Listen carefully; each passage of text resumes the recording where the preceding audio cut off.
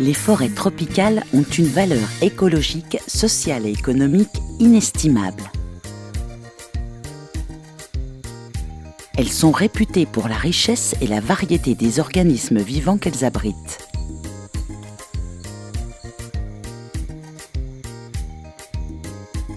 Les forêts tropicales jouent un rôle important dans l'atténuation des changements climatiques en raison du réservoir de carbone qu'elles représentent. Vous savez, le bassin du Congo, c'est 200 millions d'hectares. C'est le deuxième poumon au monde. Après l'Amazonie, c'est le bassin du Congo. Et le bassin du Congo représente un réservoir important du carbone. Il peut absorber jusqu'à 500 millions de tonnes de CO2 par an. Les forêts tropicales assurent un rôle primordial dans la régulation des eaux douces et contribuent à stabiliser et protéger le sol de l'érosion. Elles sont aussi d'une importance vitale pour les communautés locales qui dépendent des ressources forestières pour leur subsistance. Car la forêt est source d'alimentation, de médecine, d'énergie domestique et de bois de construction.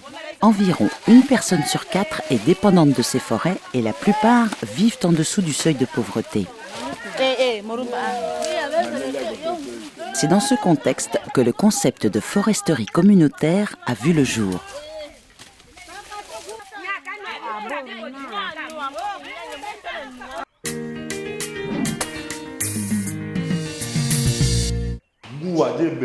Personnellement, les choix comme à Sens, il y a un beau village. On ça va parler les mengoïs, il y a proposé et il y a valable pour tout le monde. La foresterie sociale ou communautaire vise à impliquer les communautés dans la gestion et la conservation de leurs ressources naturelles.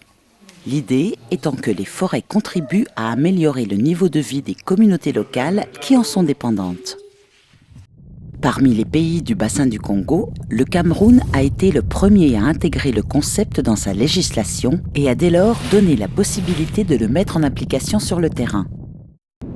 L'idée était de favoriser l'implication des communautés rurales dans la gestion et la protection des forêts. Le gouvernement camerounais s'était engagé à impliquer effectivement de manière active les populations riveraines des ressources forestières à la gestion de ces ressources, déjà pour éradiquer la pauvreté et aussi pour assurer une gestion durable de ces ressources-là. Et c'est à cet effet que dans notre loi qui date du 20 janvier 1994, on va introduire pour la première fois la notion de foresterie communautaire. Pour définir une forêt communautaire selon nos textes, c'est une portion de forêt qui est dans le domaine forestier non permanent pour laquelle l'administration signe une convention de gestion avec une communauté donnée pour une durée de 25 ans et la superficie d'une telle portion n'excède pas 5000 hectares. Une forêt communautaire est donc exploitée pendant 25 ans selon un système de rotation des parcelles. Chaque année, une seule parcelle de forêt est exploitée puis laissée en repos pour se régénérer pendant 24 ans.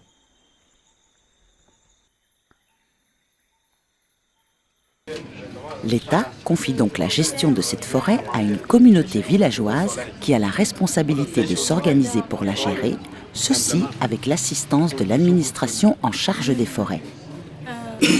Pour organiser la vente groupée, on collecte d'abord les produits de chaque membre.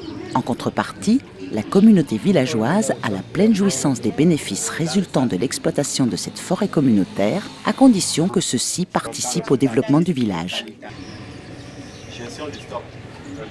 La foresterie communautaire, je peux dire que c'est un outil de développement qu'offre l'État aux communautés.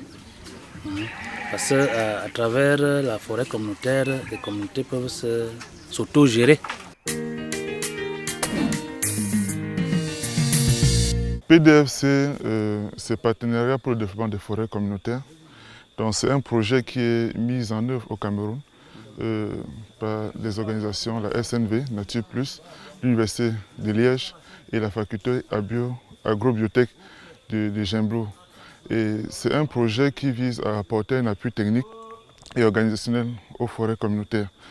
Le PDFC poursuit l'objectif d'améliorer les conditions socio-économiques des populations locales par le renforcement des capacités des communautés à gérer durablement leurs forêts communautaires et à en tirer des revenus collectifs et individuels durables et équitables. Les 3 partenaires de mise en œuvre du PDFC se trouvent parmi les premières structures à avoir appuyé le développement et le suivi scientifique de cette forme originale de foresterie sociale dans ce pays. Les forêts communautaires étant en ce moment-là pratiquement pas en place au niveau africain et même pas au niveau camerounais, les forêts communautaires découlant de la loi de 94 qui prévoyait ce genre de choses. Et donc l'idée était de lancer à titre expérimental, et j'insiste là-dessus, donc j'étais là en tant qu'universitaire, de lancer à titre expérimental un projet permettant d'élaborer les premières forêts communautaires au niveau des populations locales, les Badjoués, population que nous commencions à connaître à ce niveau-là, de façon à voir si, en pratique, on pouvait arriver à lancer ces forêts communautaires et voir un peu si ce n'était pas quelque peu une utopie lancée par cette loi de 1994. Le projet PDFC est financé par le Fonds forestier du bassin du Congo, dont l'objectif est de contribuer à la conservation des forêts du bassin du Congo et à lutter contre la pauvreté. Il a démarré en 2010 pour une durée de 3 ans et bénéficie d'un budget de 1 600 000 €. Si toi tu envoies ton produit sur le marché, le projet PDFC appuie 14 forêts communautaires dans 3 regroupements couvrant une superficie totale de près de 55 700 hectares et touchant une population d'environ 17 000 personnes. Le projet soutient chaque groupe tout au long du processus de foresterie communautaire et a incité la création d'une cellule technique au sein de chaque regroupement. Ces cellules sont responsables de la réalisation de plusieurs étapes importantes, comme les inventaires forestiers, le suivi des dossiers et la recherche des partenaires commerciaux. Ouvrez un Léon à 500 mètres d'où nous allons trouver le point B. Donc, monsieur le traceur, un pas à droite. Nous sommes à destination du point B, donc à 1000 mètres du point A, d'où notre départ. Donc ici nous allons positionner notre point B. Parfois on met avec des jalons, mais c'est des ouvreurs. Le PDFC met un technicien qualifié à disposition de la cellule technique du groupe des forêts communautaires. Au terme du projet, il sera pris en charge par le regroupement des forêts communautaires.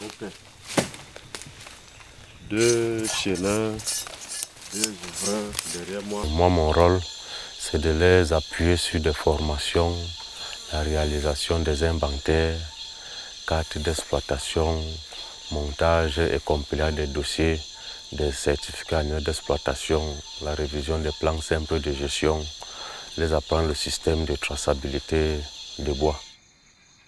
le PDFC a mis à notre disposition un technicien forestier qui vraiment facilite beaucoup des aspects sur le terrain. Bon, il y a des formations que le PDFC nous donne en matière de gouvernance, en matière de comptabilité, en matière de reboisement et sur la gestion durable. Le manque de compétences et de connaissances techniques au niveau local pousse les communautés à chercher l'expertise à l'extérieur. Les communautés perdent alors la maîtrise de la gestion de leurs forêts et ne s'approprient pas le processus. Souvent, l'idée de créer une forêt communautaire ne vient pas des communautés, mais vient d'une élite locale ou d'un intervenant extérieur tel qu'un exploitant forestier. Et là, les communautés deviennent fortement dépendantes de ces intervenants extérieurs, notamment sur le plan technique et sur le plan financier. Le PDFC vise à inverser cette tendance. Grâce aux différentes antennes délocalisées dans les 3 zones d'action, le projet a mené des activités de proximité afin de renforcer les capacités des communautés en développant une approche basée sur l'apprentissage par l'action encadrée. Nous avons eu des formations en technique d'exploitation. Nous avons eu des formations sur le positionnement de la carte parcellaire. C'est-à-dire qu'à partir de la carte, vous pouvez déjà identifier un arbre en brousse. Ça, c'est le travail de PDFC. Nous avons vu des formations sur les inventaires, parce que dans les forêts communautaires, on ne connaissait pas faire les inventaires. Aujourd'hui, beaucoup de communautés en savent. Afin de gérer durablement la forêt, le projet accompagne les communautés à la réalisation de l'inventaire des parcelles forestières. Chaque année, la communauté doit documenter les ressources qu'elle compte exploiter, définir la zone exploitable et matérialiser les limites de la parcelle. Chaque étape sera contrôlée et vérifiée par l'administration locale. Nous vérifions la matérialisation des limites sur le terrain, par exemple en ce qui concerne les parcelles annuelles. Et vérifions les résultats d'inventaire, ce qui se passe sur le terrain. Diamètre 80, 617.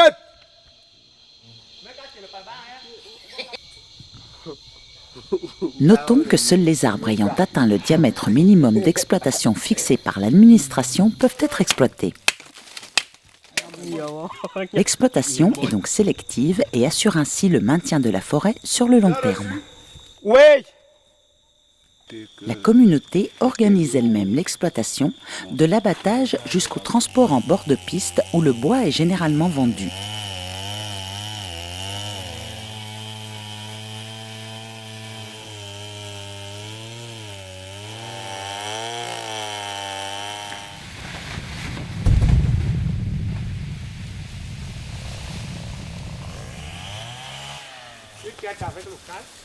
Une des difficultés reste l'évacuation du bois de la forêt qui se fait actuellement à dos d'homme.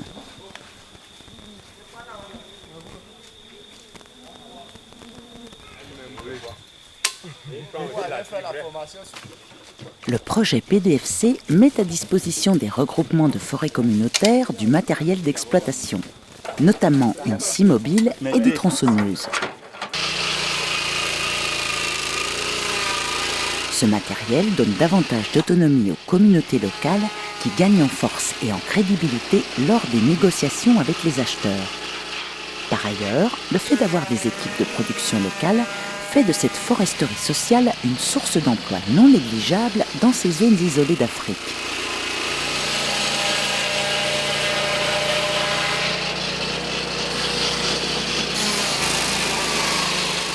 Une des grandes réussites de la foresterie communautaire camerounaise est le transfert technologique. Grâce aux scies mobiles, les communautés ont appris en un temps record à produire sur place du bois de bonne qualité.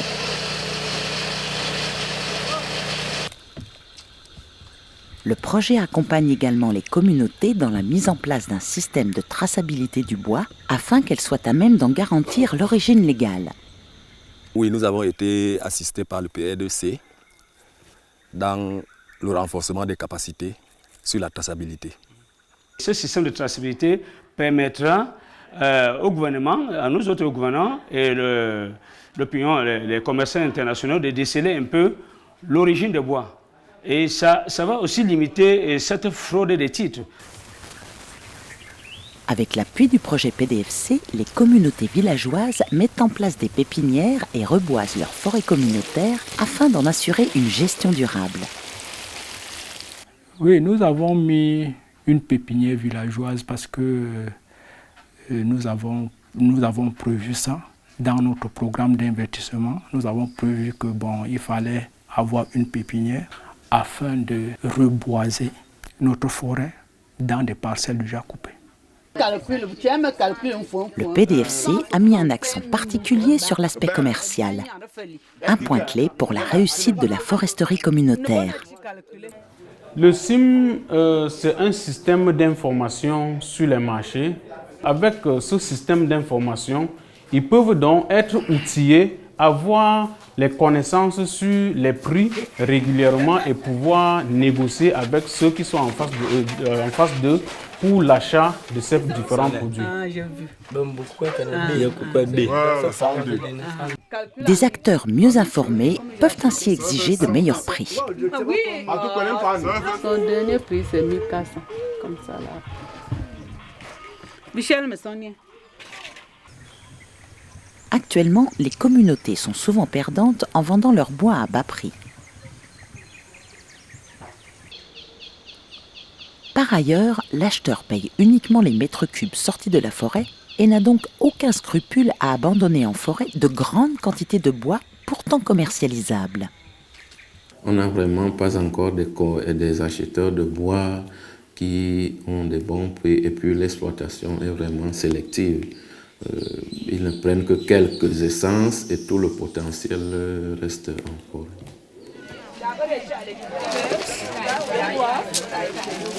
Le projet forme ainsi les populations locales à une meilleure négociation des contrats de vente et les encourage à diversifier les produits forestiers.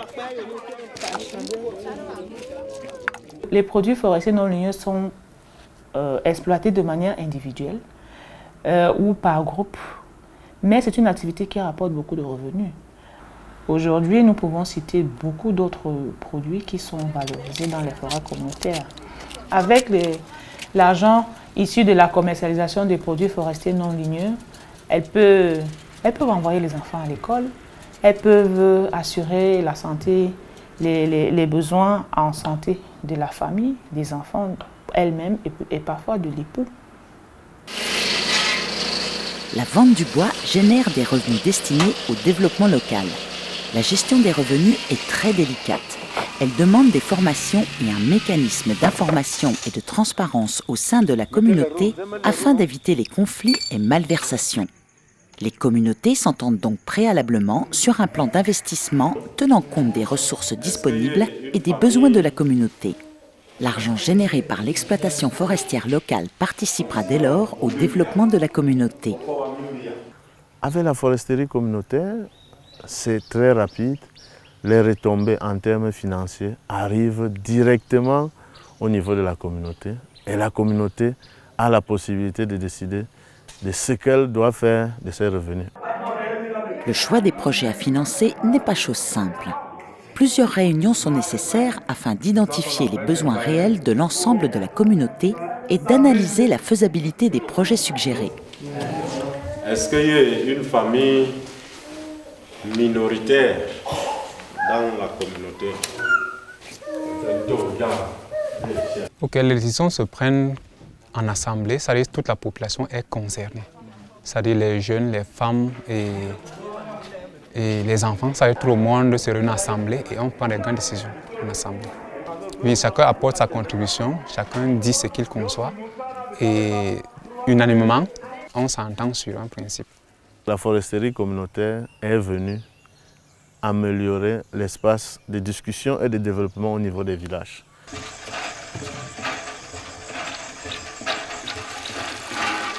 Grâce au projet PDFC, les besoins de base ont été favorisés. La création ou l'aménagement de points d'eau et d'écoles, la paye des enseignants et des appuis pour les cases de santé.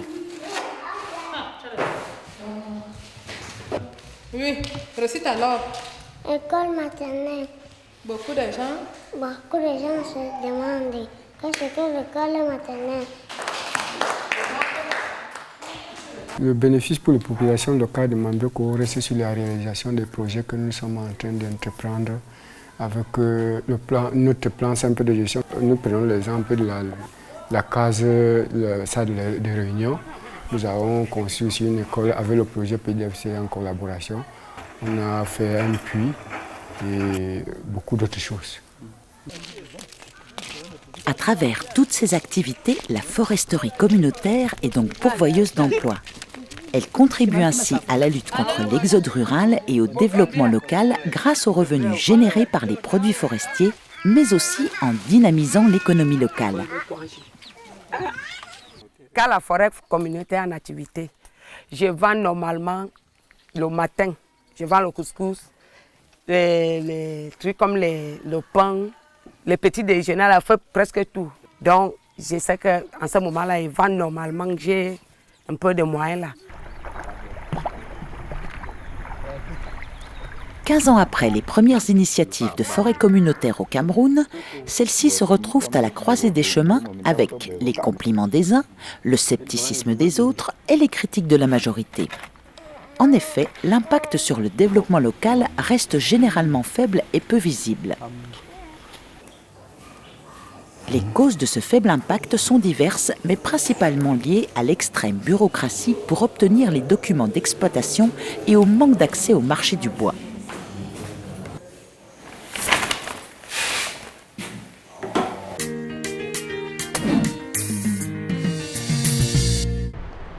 Dans le cadre de la lutte contre l'exploitation illégale du bois, l'Union européenne, grand importateur de bois tropicaux, a élaboré en 2003 un plan d'action portant sur l'application des réglementations forestières, la gouvernance et les échanges commerciaux, plus connus sous le nom de FLEGT.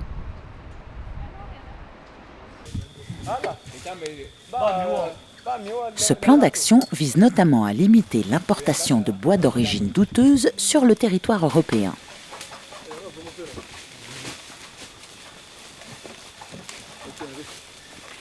Le Cameroun vient de signer en 2010 un accord de ce type.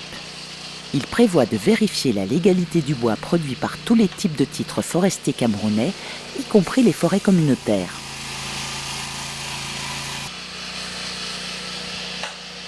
Au Cameroun, les exigences vis-à-vis des forêts communautaires sont très élevées et nécessitent une expertise et des connaissances importantes. Tout le processus pour qu'une forêt communautaire puisse être opérationnelle est très long et est coûteux. La première difficulté est liée à l'obtention des documents légaux au sein des forêts communautaires. C'est-à-dire, pour entrer en possession des documents légaux, d'abord, c'est très cher. Avant, une forêt communautaire coûtait 5 millions plus, et la communauté étant désarmée face à une situation, ne pouvait rien faire. Ceci a pour conséquence une forte tendance au recours à des sous-traitants pour préfinancer ces actions. En découle un manque d'appropriation et un degré de dépendance élevé vis-à-vis des acteurs externes. Au niveau du concept, il a